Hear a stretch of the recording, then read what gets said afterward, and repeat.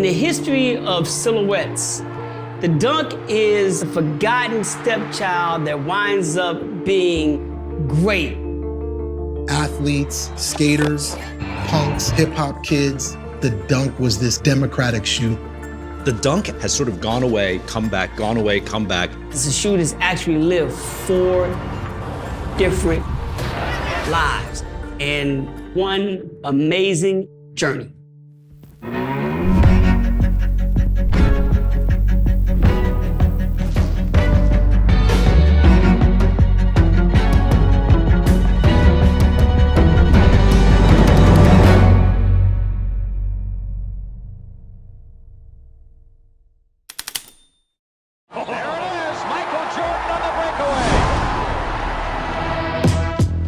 Mid-'80s was the last golden era of sports. It had set the stage for college basketball to be the most important form of college athletics. And the Final Four became one of the biggest sporting events in America.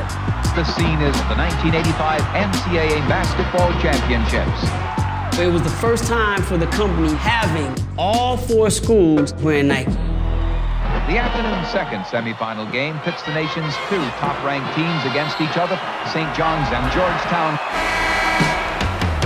That game featured 11 future NBA players, stars like Chris Mullin and Patrick Ewing. I was a fan of Patrick Ewing before he even got to the NBA. Georgetown was an all-black team, and you rarely saw a black coach. I think that captivated all of America. We all watched the Final Four in our living rooms, but in the arena, it was electric. There's nothing like young energy.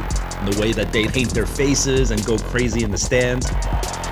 There were Nike executives in the building. They were like, how can you roll that team mentality, that crew mentality into sneakers? They took what was happening in the stadiums, and then they took what was happening in their shoes, and then they put 2 records together and did a remix. 2 weeks before the launch, Nike was literally pulling shoes off the production line to make changes. But in all that chaos, the dunk was born. The dunk, the most exciting shot in basketball. It basically is a Frankenstein of 3 of the best basketball shoes that Nike had at the time: the Legend, the Terminator, and the Jordan 1. Most of the shoes back in the 80s were white. They were very simplistic. The Dunk was one of the first shoes, the color block, where you had big panels of the shoes that were blocked off as signature colors of the school that they represented. The result is a campaign called Be True to Your School.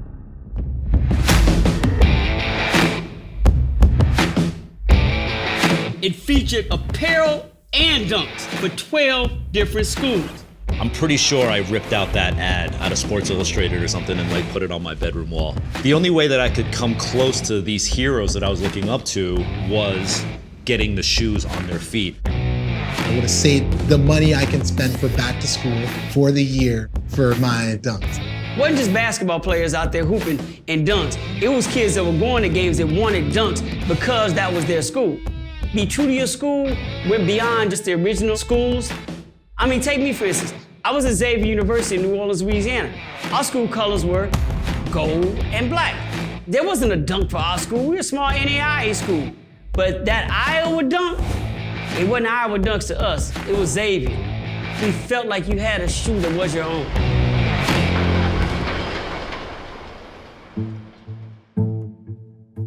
The dunk didn't get the full justice that it deserved because Nike had this huge blockbuster on their hand with the Air Jordan 1. It totally eclipsed what the dunk could have been. In a concentrated way, the Jordan shoes dominate the market. And this simpler utilitarian dunk shoe, you kind of forget about it for a while. The dunk disappeared. It was like, I was gone, so what? Like next, Jordan 2, Jordan 3, Jordan 4. You would go hunt out at whatever bargain stores. They were in the bargain basement, in a bin. There's a lot of similarities in what basketball players and what skateboarders need. Flatter soles, grip. They were made of leather, they looked like Jordans. All kids that were skating in New York were like, this is it. And that was the rebirth of the dunk. It's a skateboarding shoe.